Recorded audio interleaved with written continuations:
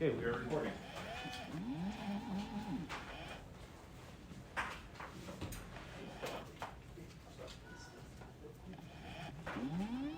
Okay, so today we're going to go over section 2.4. Huh? Well, You called it? We're gonna do 2.4 today, right? Yep. And Kara didn't know.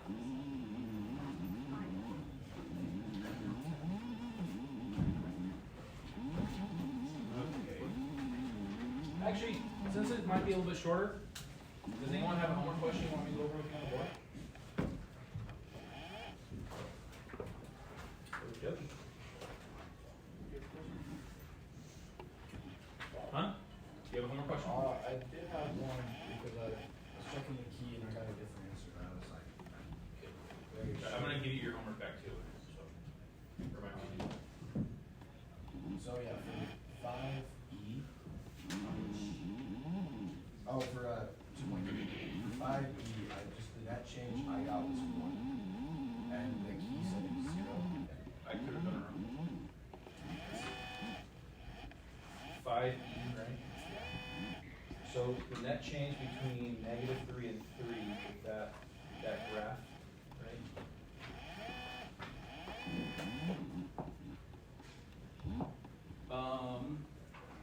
So from -3, so the y value of -3 on the graph is +3, right? Yeah. I think it's the positive 3 though that I could only see going up to 4. And, okay, yes, it does go up to 4. And so the net change would be 1. And was I right? You just wrote it was 3 instead of 4.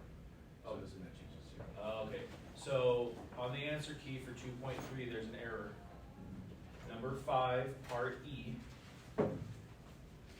F of 3 is not 3, F of 3 is 4. So the net change isn't 0, it's 1. I had another one like that. Yeah. It's 52,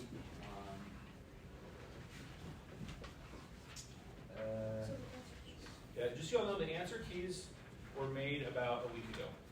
So I've been going through them fast to try to get on top of things. So there's probably gonna be more errors. Alright, so if you think you're right and you have a question, just ask. so I'm gonna go to the answer here real quick. It was one of the 52s. One of the 52s. Well, like, I think it was, That's how we learn how to count in elementary school. 51, 52, 52, 53, 54. I'm just messing with you. so, oh my gosh. It's something about it changed and he had it go from like, it was like 85 or something like Yeah, that. it was 51 part C. It was, Okay, the yeah. answer key said 85, but I could only see 75. Yeah, that was it. On 2.3? Yeah, it was, yeah, 2.3. Okay, so 51 part C on 2.3, changing water levels. Part C, find the net change in the depth W from 100 days to 300 days. So 100 days is 75, correct? Yeah, And 300 days is 25? yeah, So the net change is -50? yeah. So it And just what, said, and what the... on day 100 it was 85, so it'd be a net change of -80. Or -60, sorry. Is that what the answer key wrote? That's what the answer key said. Okay, yeah, so that's wrong. So it's 75.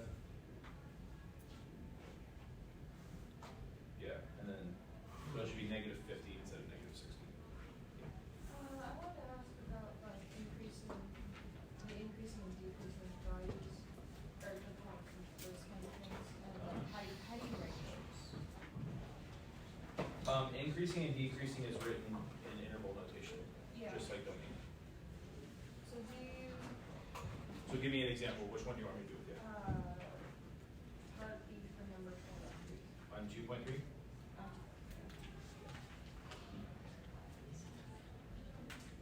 Um, 2.3. Sorry, what number again? 23. 23. Okay, so this is number 23 on 2.3. It's a graph in your book again, right?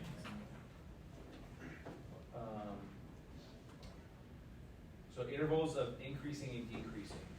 So if you're looking at a graph, you put your pencil or your pen on the far left of the graph, and you just follow it left to right, because we read graphs just like a book, from left to right. So when you put your pencil there, if it's going down, that means it's decreasing. If your pencil or pen is going up, it means it's increasing. Okay? So at 23, we start on the left-hand side, we're increasing until we get to x equals 1, that point. Yeah. And then it's decreasing until we get to x equals 2. And then it's increasing again until we get to x equals 4. Yeah, no, I mean, just like, 'cause do you write down that point right there? Yeah, so you start with, you use x values. The only time you use y values is range. So you start at -1, so parentheses -1, comma, and then where you end, 1. Or not comma, parentheses. Oh, we start, Yeah. So it's from where you start to where you end. okay, on the x-axis. Yeah. Oh, So okay. all intervals are written with x values except for range, because range is specifically the y values.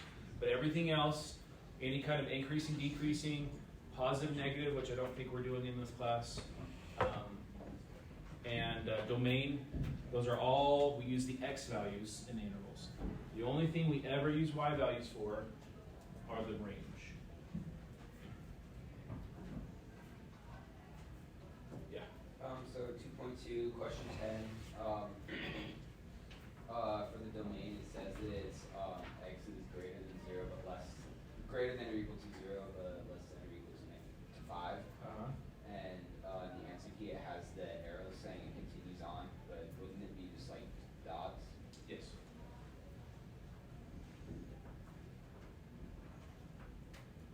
Yep, it should be. Right. Okay. Use this as a learning tool. Don't do things fast.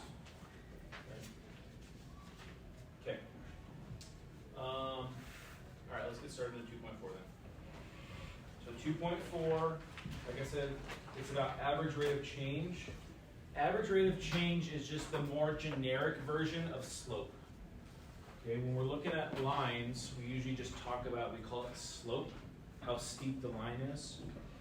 But if I want to know kind of the slope between 2 points that aren't on the line, maybe they're on a curve, we don't call it a slope because it's on a curve, so it's curvy. So the slope is different at different points. So we call it average rate of change. So it's kind of the average slopes all put together. Okay. The math is a lot easier. The math is exactly the same as slope in SM1. But because it's on a curve and it doesn't have a steady slope or a constant slope, it's more of an average, and that's why we can't call it slope. So we call it average rate of change. Let me give you the definition here with the formula.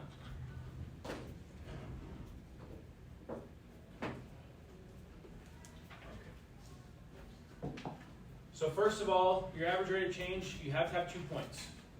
Okay, it has to be between 2 points because it's a change. Oh, that's not use it. Average rate of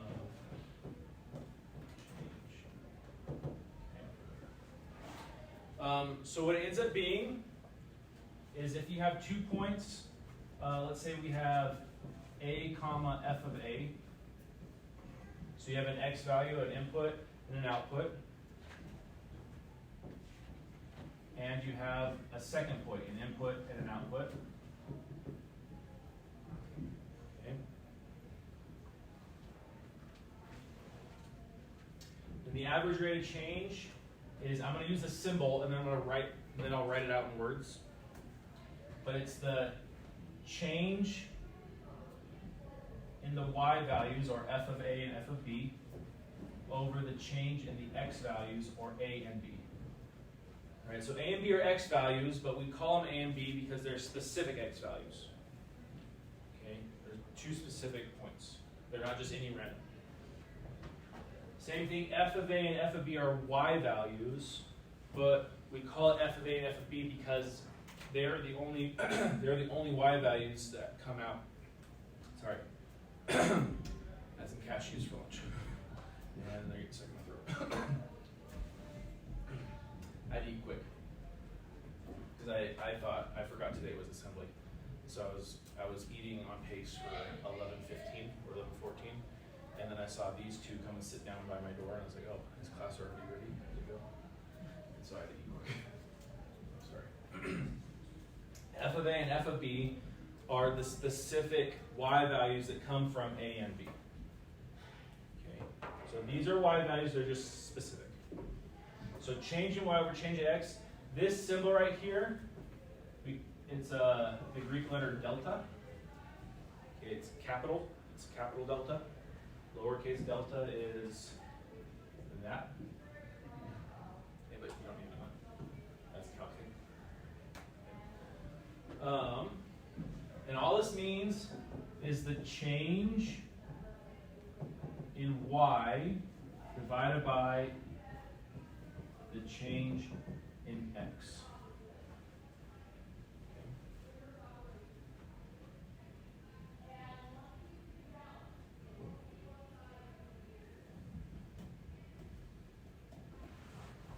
Now when we say change, it's like if my y value was 4 and at one point and the next y value was 7, the change, how did I go from 4 to 7, is 3. What operation would that be then to find the change? Subtraction. Okay, so the formula for average rate of change ends up being just subtraction. You take the first or the last, doesn't really matter the order, but we'll say the last one here. That's how it is in the book. Okay, you take f of b, so the second or the last y value, and you subtract the first y value, and then divided by the x value that coincides with the second one. So the second x minus the first x. And that's your average rate of change formula. So notice it's the exact same formula as the slope for the line in SM1, except in SM1 you used y2 minus y1 over x2 minus x1.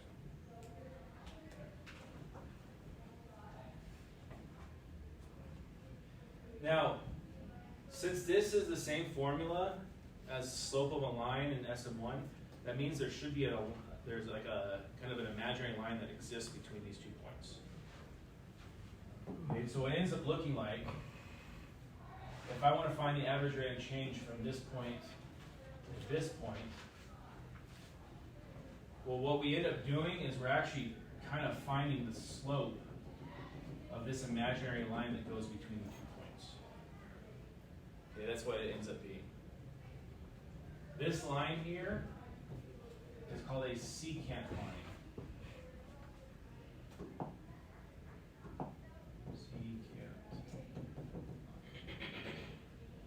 All a secant line is, it's a line that crosses 2 points on a curve. That's all it is. Alright, so there's a secant line, there's a secant line, there's one, there's one, there's one, there's one, there's one. Okay. It's a line that intersects 2 points on a curve. What about one that intersects 3 points? I don't know. Never heard of that before.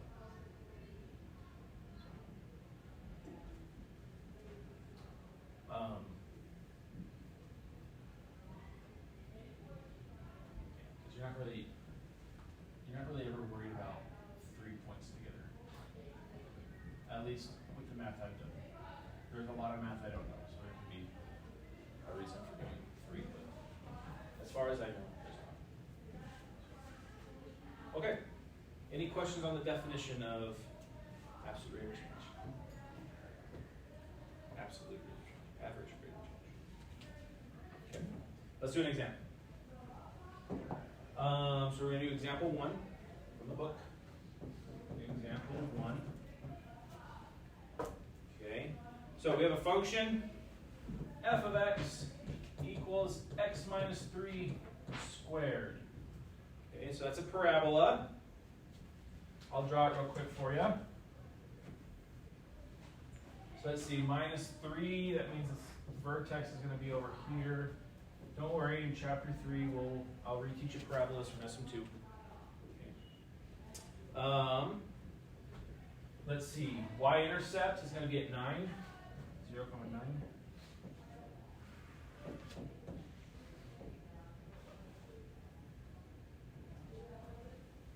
Well,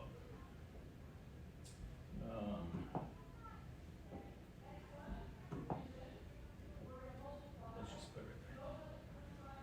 So that's how the graph looks of x minus 3 squared. Okay. What's up? Did I do it wrong? I'm just worried I missed it, is why are we starting on positive 3 on the x-axis?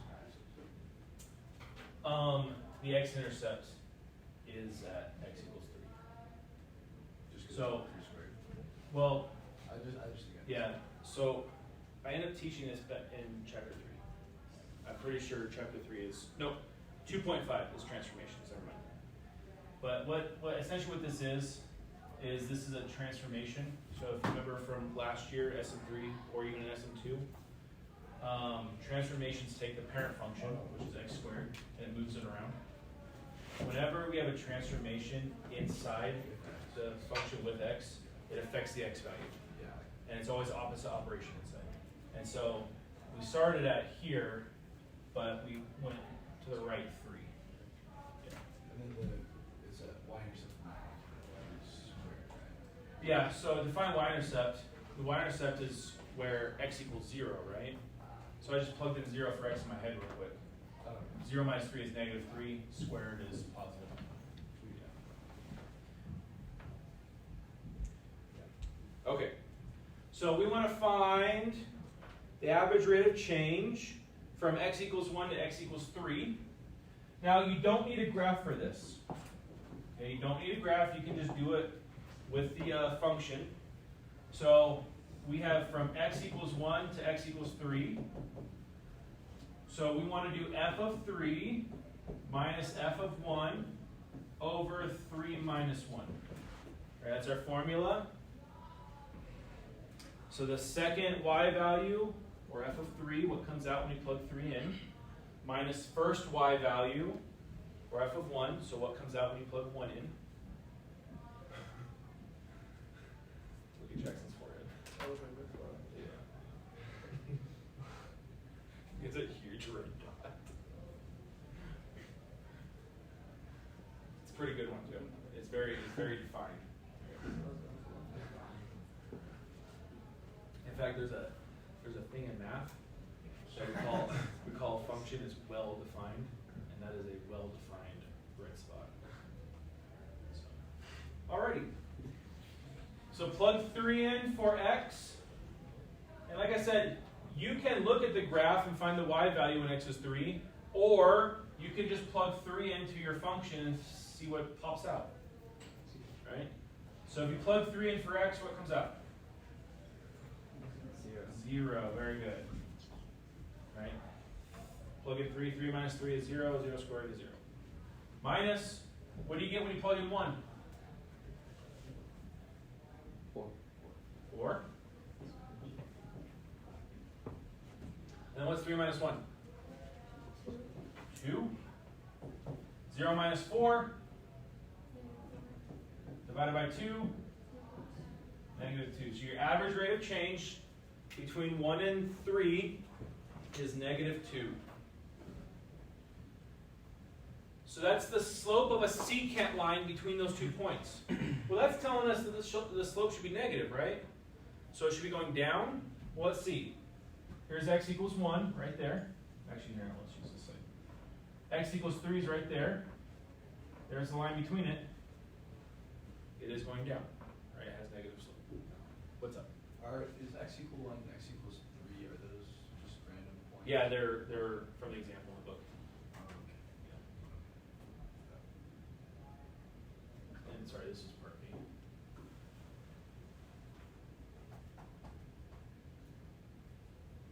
Does everyone okay with that one? Any questions? Okay, let's look at part B.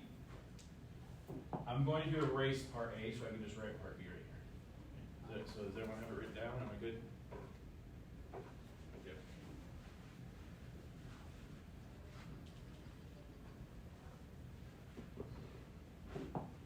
So now we want to find average rate of change from x equals 4 to x equals 7. Sorry, f of x equals x minus 3 squared.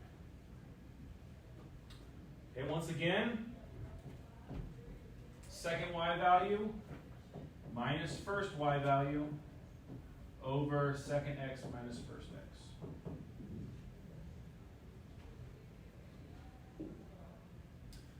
So if I plug in 7 to my function, what do you get? Or to our function, what do we get? We plug in 7. Say it louder. 16. And if we plug in 4, what do we get? What's 7 minus 4? Very good. 16 minus 16 minus 1. 15 divided by 3, 5. So the average rate of change between those 2 points is 5. It's positive, okay, which means that the line should be going upwards, right? Let's see here. Here's f of 4 right here. F of 7 is way up there. Yep, it's going up. Now let me ask you this real quick. The first one had a slope of -2. The second one had a slope of 5. Okay? Which number is bigger, first of all? Well, just look at the numbers without the negative. Which one's bigger, 2 or 5?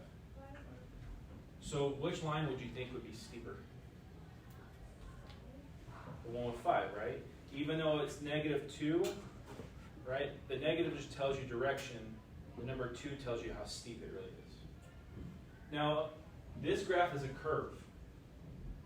So if this line had a slope of 5, and this one had a slope of -2, but we'll kind of say like 2, a steepness of 2, which part of the graph do you think is increasing quicker or changing quicker? Do you think it was this section that we looked at or this section? Which one is increasing or changing quicker? Why do you say that? Well, because the slope, the average rate of change is greater than -2. And it's changing more over the same, like, because it's 1 to 3, which is 3, and it's 4 to 7, which is also 3, so it's changing more in between the same. Okay, everyone hear that? Okay, very good. So, because the slope or the steepness, okay, of this interval is greater, we can reasonably assume, I mean, we have the graph so we kind of know the answer, but if we didn't, we can reasonably assume that this part of the graph is increasing or changing quicker than this part of the graph. Okay. All right, any questions about that?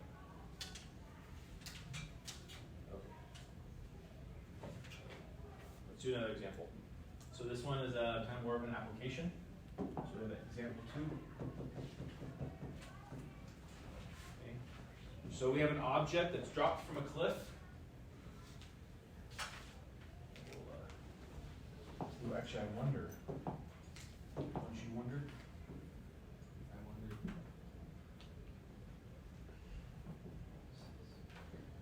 Oh, they don't have a cliff here. Well, so be it, I guess. So we have a cliff, and we have an object. We'll just say it's a point right there in space. Okay. And it's being dropped. So it's going to get dropped. And there's a function that tells us after a certain time where the ball is at. Okay? So it's d of t, so we're using d here for distance, where the ball is at. T is time, okay? And it's equal to 16t squared. Fun fact, any function that represents like a moving object will have 16t squared in it. Okay, because I don't know the proof of it, so don't ask me, but it comes from the force of gravity.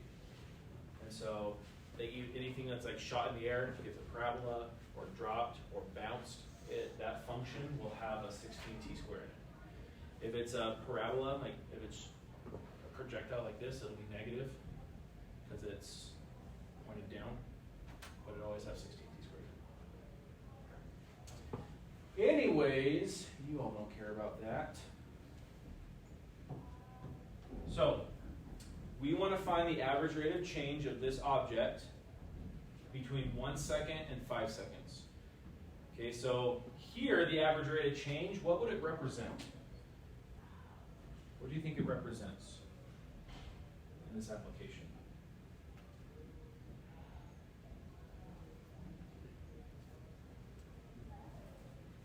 So let's look at the formula. So we're going to have, it's between 1 and 5, or 1 and 5 seconds, right?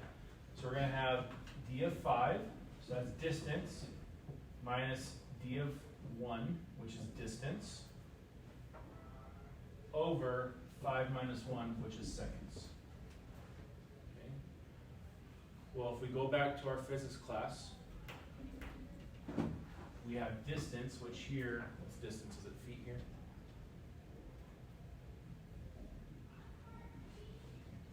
Is it feet? It doesn't say. We're going to say it's feet. We have feet over seconds. Does it say feet? Okay. So it's feet per second. Okay, so the average rate of change is telling you how quickly it's falling in feet per second. Okay. Just like miles per hour. How do you get miles per hour? I know people write it as mph because they don't like fractions. Miles per hour, scientifically, is actually m over h. And it's your distance that you've traveled divided by time, because that's equal to speed. Right, I don't know, maybe you remember, this is a big one that is on the ACT and everywhere in physics and stuff. Right, distance is equal to speed times time, or rate times time. Okay. So here, this is actually telling us, our average rate of change is telling us speed, how quickly it's falling, okay, between those 2 points. So if I plug 5 into here, into t squared, what do you get out?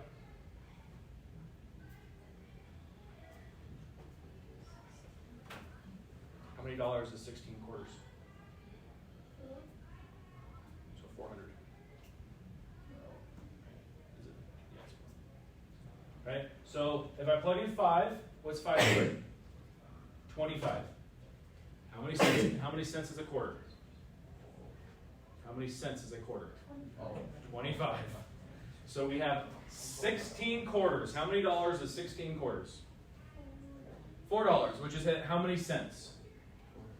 400 cents, right? So 16 times 25 is 400.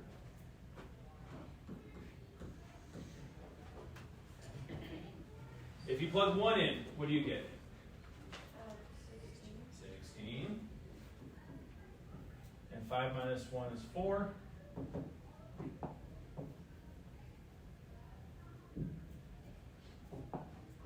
$400 minus 16? 3 to 4.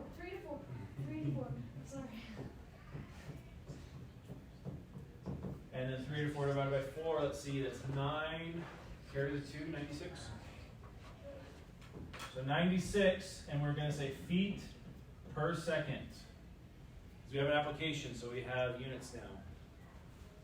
Okay? So from 1 second to 5 seconds, that object is falling at an average speed of 96 feet per second. What time does this class get out? 1. Exactly 1? Cool. We can do a little a little fun math here. You want to figure out how quickly that is in miles per hour? Okay. You want to do that? Come on, you know that's fun. It's one of the funnest things to do in math is when you're like, I wonder what this is, and then you go and do it. That's what's fun. That's why you know all the rudimentary math, so you can do the fun math. So here, you got 96 65.4 feet, miles per hour. shush, per second, right? I want to change these units. I don't want feet per second. I want miles per hour. Okay, so I need to cancel out my seconds here. Well, how many seconds are in an hour? 360. 4,000. 3,600. Right? There's 60 seconds in a minute. Times 60 minutes in an hour. 60 times 60 is 3,600. So 3,600 minutes, or seconds, sorry, per 1 hour. And I have it set up like this so the seconds will cancel out. Right? They cross reduce. Seconds cancel out. Now we want feet to go to miles. How many feet in a mile? 5,000. You know how I remember that? That was the question that won my high school team a chance to play in the state knowledge bowl tournament, and I answered it. How many feet in a mile?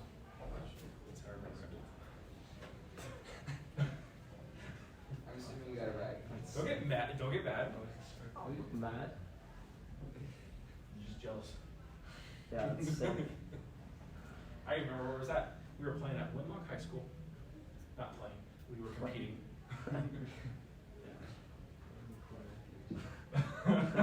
5,280 feet time and to 1 mile. So now feet cancel out, right? So now you only have miles per hour. So now on your calculator, do 96 times 3,600. Go real quick. Or do you want me to do it for you? Oh, speaking of calculators, I have scientific calculators for everyone now too. Oh yeah, we did that last time, huh? We opened it up. Let's see here. I can just do it real quick in my head. Here's a 6, 36, 54 and 6 is 60. Carry the 0. 3 and 6 is 18. Carry the 1. 27, 28, 6, 8, 4, 3, 2 zeros. 3, 4, 8, 6, 0, 0. 3, 4, 5, 6. I got 5, 6. Oh. I thought you won the knowledgeable. I know. I wasn't asked that question. Dang. So 3, 4, 5, 6, 0, 0, and then divide that by 5, 2, 8, 0. 3, 4, 5, 6, 0 divided by 5, 2, 8. What do you get? Hmm? What's up? 6.545. Yeah, that sounds about right. 6.545, so 6.6 miles per hour. That's how quickly it's traveling. But doesn't 96 feet per second sound faster? I might have missed the decimal somewhere, but I got 65. 65? Yeah, I think so too. Oh yeah, because this is 34, not 3,000. Yeah, you're right. It should be 65. So 65 miles an hour. I said that, then you shushed. Because we haven't done the math yet. We got it. So We're gonna just see how. think of all those old guys on the very far right of the side of the road that are going 65 and a 70, and you want to just run them off the road. Or the ones going 66 in the far left lane, and you want to call the cops on them. Because there's signs everywhere that say slow traffic, keep right. Anyways, to make you feel better, instead of thinking at 65 miles an hour, just say, hey, they're going 96 feet per second. And it sounds more. And you know that next time you're on the freeway, you're going to think of that. And you're going to say, thanks, McLean. I'm going to say, you're Ben, welcome. what's the fastest you've ever gone on the freeway? Huh? What's the fastest you've ever gone on the freeway? Well, I haven't gone on the freeway. Isn't where I've gone the fastest. Oh, Fastest. Yeah. On the highway out to Roosevelt. I was passing someone that was going like 50 in a 60, and there was a couple of kids, and so they sped up because they were being idiots, and I got up to 120 to pass them. Why they? What? I'm not backing down. What Hey, car? I feel that Volkswagen Jetta. Really? It's a sport. Bro, you showed me every day. That's crazy. It was downhill, so Oh. it's really easier.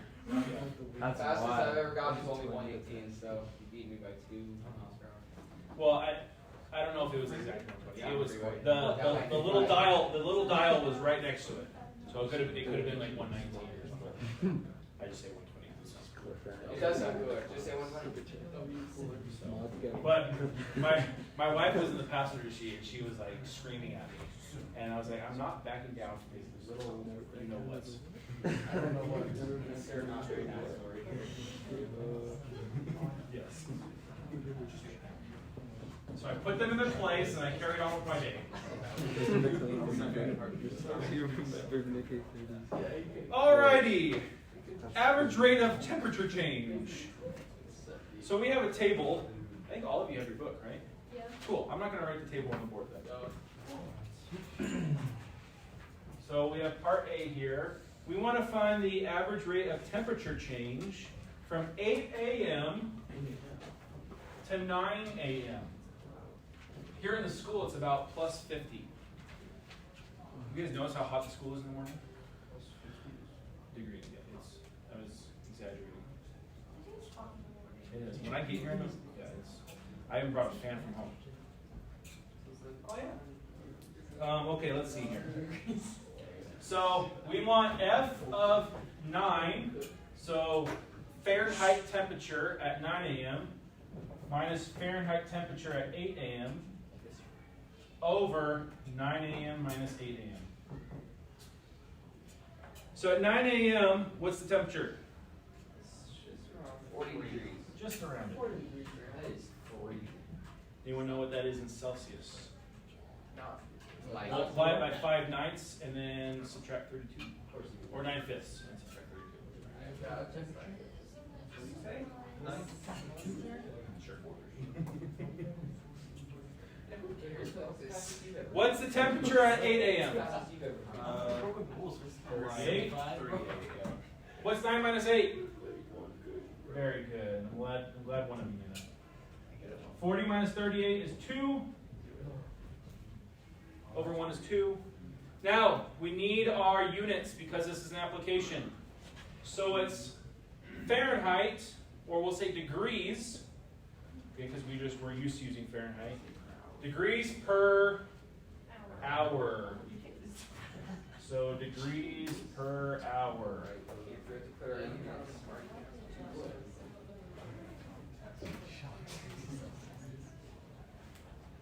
I think it's 9/5 minus 32. So let's see. I think it's no, not 9/5. Because then it gets bigger. It's 5/9. So 200 divided by 9 minus 32. This is this one. It's 200 divided by 9. This guy's 20-something. Very good. I think it's like what 22. 22. That means it would be negative. Oh yeah, negative. No, it should be negative. What's the formula? Is it 5/9? Plus 32 or minus 32? 40 minus 32. Oh, parentheses. Order of operations. Order of operations, McLean. Goodness. Part B. From 1 p.m. to 3 p.m. 1 p.m. to 3 p.m. So we have Fahrenheit at 3 p.m. minus Fahrenheit at 1 p.m. over 3 p.m. minus 1 p.m.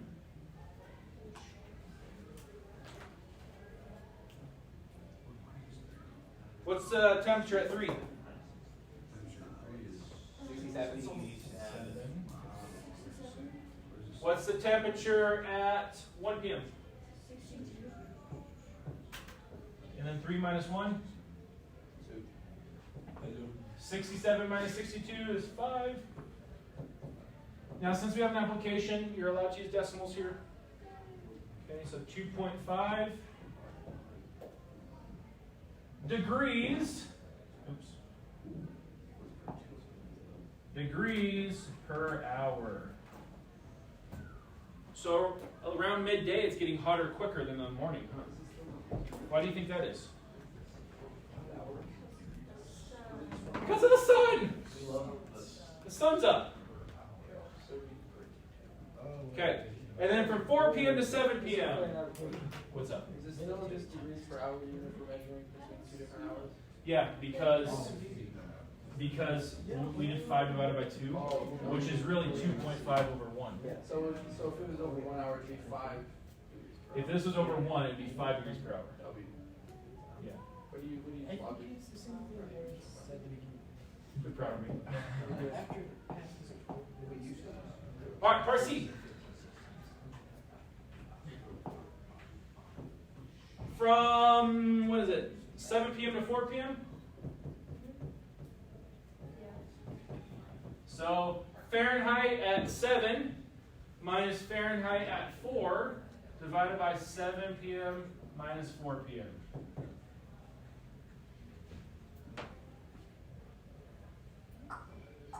So what's the temperature at 7?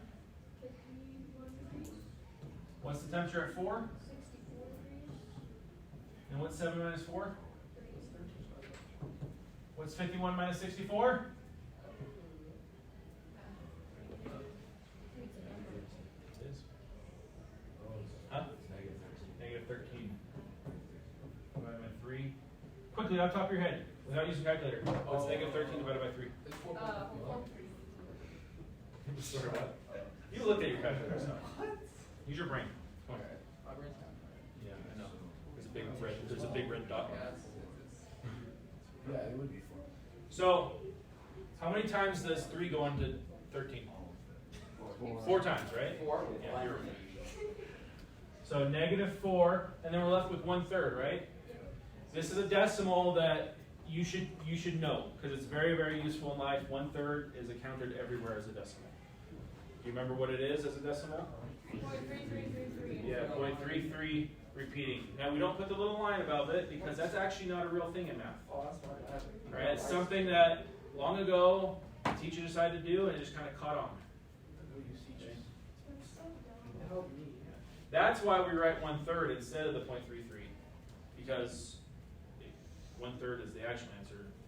The decimal goes on forever, so it's not. Like when. Well, like right now. Well, I would, if you left this as your answer, I'd be fine with it. Yeah. It's just with applications, sometimes we have to talk to the layman, right? And so we have to put things in decimals. What? No, not L-A-M-A-N. L-E-Y. Right? So like if I were to say, hey, Wendy's used to be square root of 5 kilometers away, that wouldn't make sense to the average person, right? Even though it would make sense to us. Because we're mathematicians, right? Sure. So then you put, that's why I use decimal, because not everyone is as smart as you are. Yeah. Yeah. It's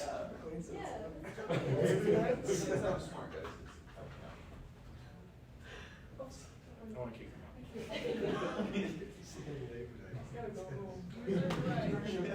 Reserve the right. Yes. I reserve the right to kick you out. Do you feel threatened? I do feel threatened. They're threatening my job. Yeah. Well, then you wouldn't have to do the stupid thing. Okay. Oh, this is degrees per hour, right? Yeah. Right. Yeah, but you're- Why do you think it's negative now?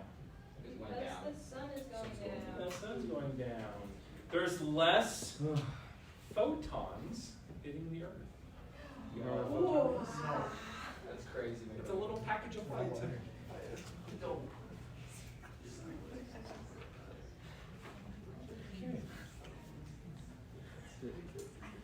So just think, when people talk about photon cannons, what you're really doing is just shooting little light bulbs at each other. Yes. It's It's a light current. a light. Flashlight. Oh my gosh. Example 4. Science. Hey, science is the application of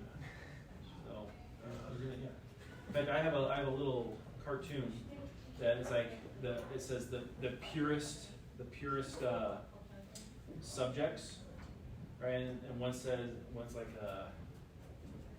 philosophy because we study because it's what you think, and then someone's like, no, psychology because we study the philosophers, and then someone's like, no, sociology because we study the psychologists, and then someone's like, no, it's chemistry because we study the actual people, and then engineers like, no, or physicists like, no, physicists because we actually study the universe, and then way in the background is like, what about us? And it's mathematics because everyone uses it.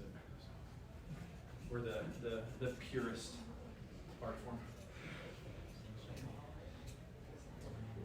Example 4. So we're just going to look at the average rate of change of a line. And I'm pretty sure you already know the answer to this, but let's do it real quick. So we have a line here. F of x equals 3x minus 5. We want to find the average rate of change between x equals 0 and x equals 1. So we have f of 1 minus f of 0 over 1 minus 0. If I plug 1 in, what do we get? If I plug in 0, what do we get? 1 minus 0 is 1. What's negative 2 minus a negative 5? 3.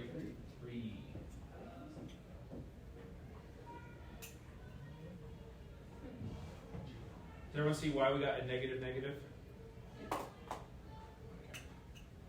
Part B is between x equals 3 and x equals 7.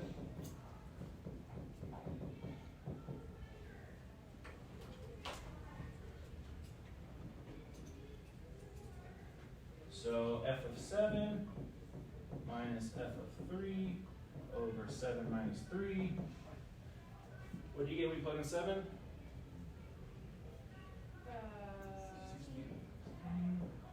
When you plug in 3, what do you get? 4.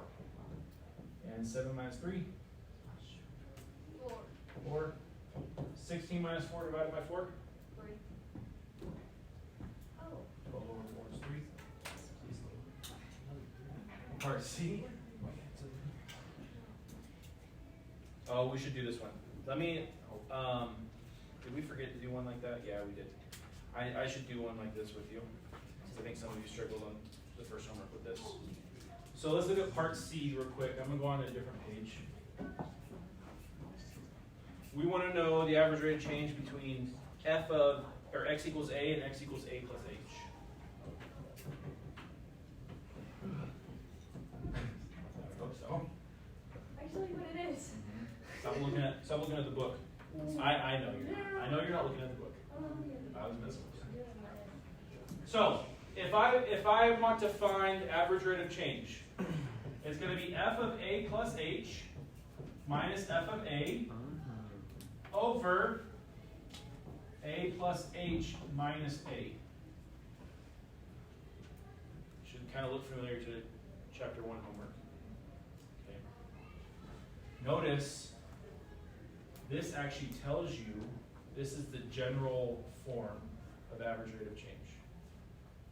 Okay, because we have a point at x equals a, and then some point that's further along than a, right? A plus some number. So it's just further along. So this is the change in y values, and this is the change in x values. Right? So this is like a general format. And that's why derivatives are set up together, because it's actually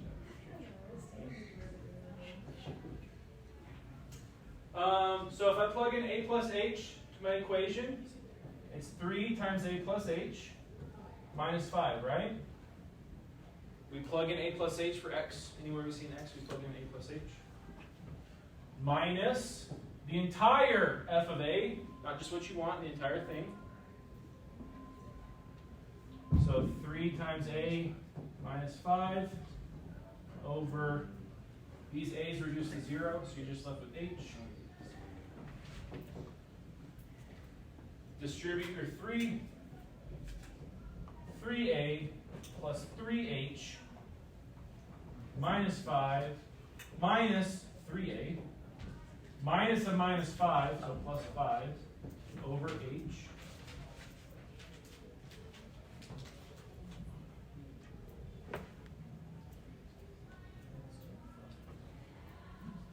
(3A minus 3A is 0.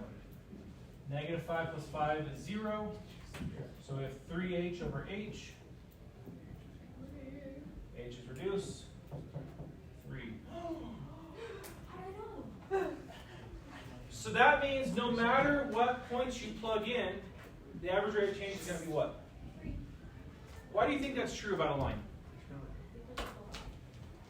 The line is its own secant line, right? If you try, here's your line, and you're like, hey, let's draw a secant line and make an average rate of change. It's itself. So the slope is the average rate of change. The line is also the Oh, you're right. What am I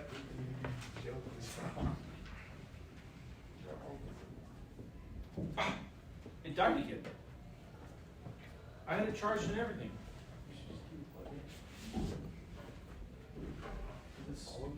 It's supposed to, but when this is on, it follows me.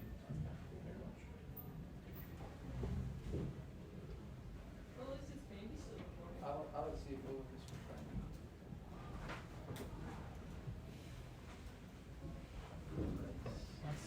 one. Okay.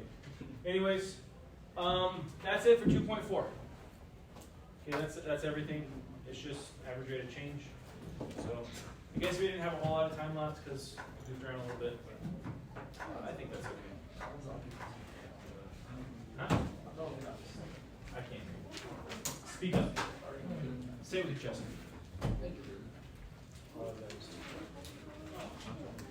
Yes, I will post the, or I'll open up the homework right now.